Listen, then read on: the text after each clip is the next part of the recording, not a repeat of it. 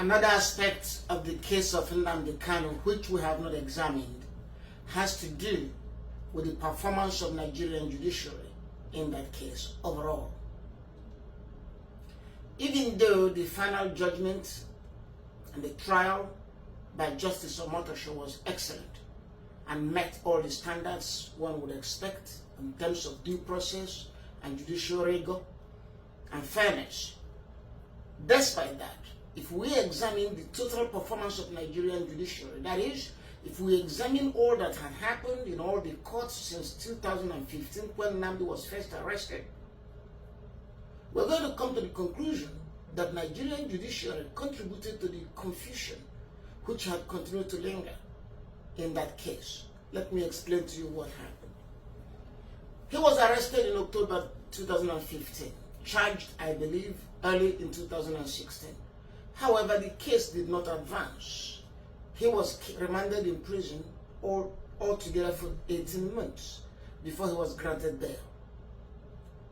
The question is, why would it take so long for that case to progress? After he was granted bail, he left the country and was brought back to Nigeria in June 2021. Since then, the case lingered in court. There was slow process, slow progress. But three important things happened. Three important judgments occurred which had caused so much confusion in that case. First, Nnamdi Kanu's lawyer, Aloye Ejimako, was able to get a judgment at the State High Court in Abia State, Umuahia. I will give you the citation of that case because it's important. In that case, at the State High Court, Nnamdi challenged the fact that soldiers came to his house in September of 2017, which according to him was the reason he left. He left Nigeria. The court determined that the soldiers going to his house was a violation of his fundamental right, and that him running from the soldiers was justified. Therefore, he did not jump bail. So you have a situation where a federal high court in Abuja was saying that Nnamdi jumped bail, and a state high court in Imo State, a court of coordinate jurisdiction, was saying that he didn't jump bail. At that moment, you already have, in the mind of an ordinary person, two judgments that conflicted. Which one would they believe? Did he jump bail or did he not jump bail? Initial confusion. But in addition to that, that court awarded a damage in the amount of 1 billion naira to Nnamdi Kanu against Nigerian government. That was a definitive statement by a court of competent jurisdiction that Nigerian government had acted like a rogue player. It violated the rights of a citizen facing trial. That was a big victory for Nnamdi Kanu. But also there was a second case taken by the same Nnamdi Kanu's lawyer, Aloye Ejimako, now at the Federal High Court, also in Umuahia.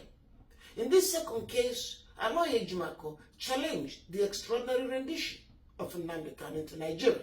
He argued that that rendition was a fundamental violation of his right and that Nigerian government ought to be held accountable for that act. The Federal High Court of Umuahia agreed and awarded damages in the amount of 500 million. So now you've got a situation where two high courts, State High Court Abia State, Federal High Court Abia State, we are now taking a position different from the decision of Federal High Court in Abuja. Put yourself in the mind of a non-lawyer. He is going to detect confusion. Which one will he believe? Which one makes sense? Is this man wrong or right? Is government wrong or right? It did not end there. The judgment of Inyako was taken on appeal to the Court of Appeal, Abuja Division. And the Court of Appeal looked at it and examined critically the implications of extraordinary rendition. And the Court of Appeal found that the extraordinary rendition was a fundamental violation of right, international law as well. And the court said it was serious enough to bar Nigeria from trying Nnamdi. In other words, you brought him into Nigeria in violation of law. We will not allow you to try him based on that. In other words, you are not going to benefit from a wrongful conduct. This was fundamental. So now you've got 4 judgments. High Court by Nyako, Court of Appeal in Abuja, then the 2 High Court cases in Umuahia. These 4 judgments are confusing. 3 of them are similar in favor of Nnamdi and 1 against Nnamdi. The federal government took the case to the Supreme Court. And when it came to the Supreme Court, normally, even though these courts are supposed to operate separately, but they're supposed to be conscious of what is happening. Just as the court was conscious of the fact, recently, the court that denied his fundamental rights claim was conscious of the fact, took judicial notice of his conviction that has sent him to Sokoto prison and said that his request is now academic. It meant that the court can always take judicial notice of what is happening in other courts. So these courts were ruling without consideration of what is going on in other courts. So the Supreme Court, in reversing the Court of Appeal, a fundamental victory Nnamdi won, and the Court of Appeal was being reversed by the Supreme Court. We would have expected a more extensive judicial opinion, an extensive rationale.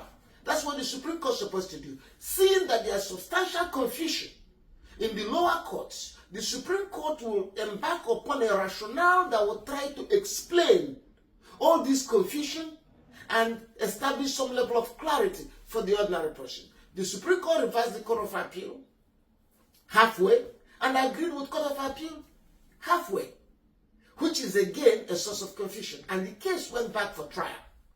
So, if you look at the performance of the judiciary as a whole in this case, you are going to find out that whereas lawyers can understand and make necessary distinctions between these various rulings or judgments, an ordinary man in the street is going to be thoroughly confused about it. And they were confused about it. If you recall, during the last days of Nnamdi's trial, there was this belief that Nnamdi was being tried under an unwritten law, that Nnamdi was being tried under a law that had been repealed as at the time of the offenses. All kind of confusion arose, and they linger to today. Wherever you go, many people, non-lawyers, honestly believed that the judgment of Motosho was predetermined, that it was unfair, that Nnamdi was railroaded, and Nnamdi was denied due process of law. And that is exactly what we want to avoid. The role of the court is to give clarity and finality and definitiveness to all issues of law. People who have gone through the courts are not supposed to come out confused as to what the law is. In that respect, Nigerian judiciary as a whole failed. All right? And I'm sure these will be part of the things to be considered by those who will eventually...